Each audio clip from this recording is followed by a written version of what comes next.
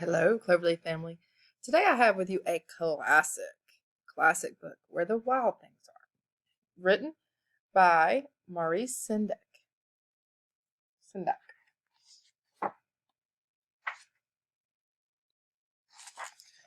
Where the Wild Things Are.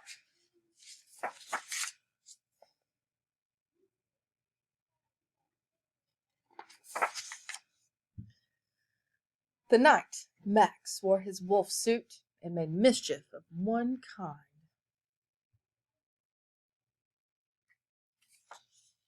and another.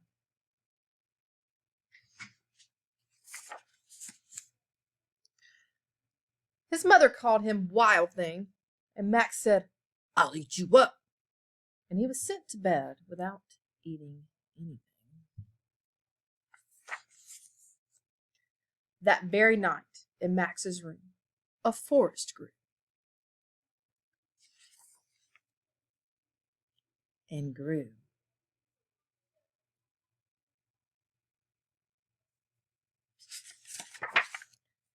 and grew until his ceiling hung with vines and the walls became the world all around.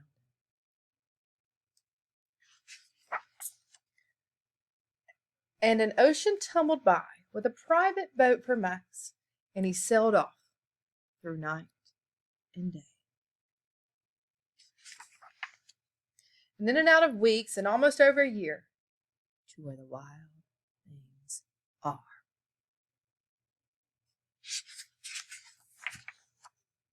And when he came to a place to where the wild things are, they roared their terrible roars and gnashed their terrible teeth and rolled their terrible eyes and showed their terrible claws.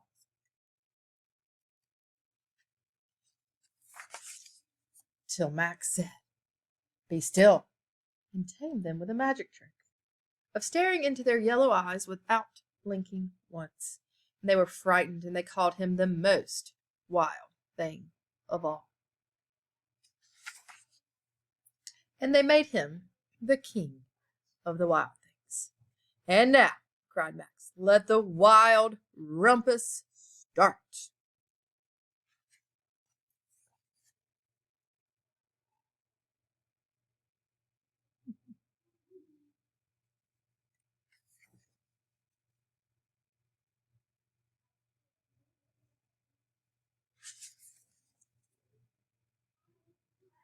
We're having a wild rumpus.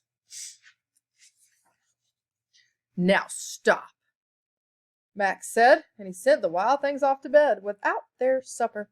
And Max, the king of all the wild things, was lonely and wanted to be where someone loved him best of all.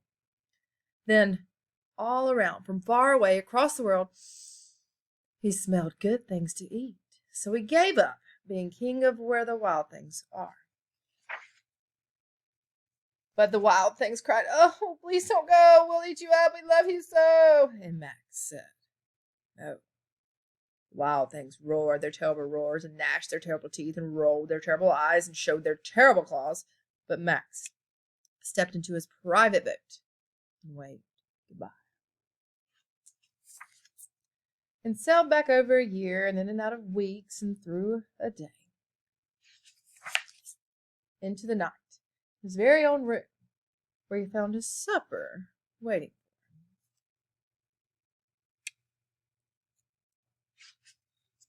him.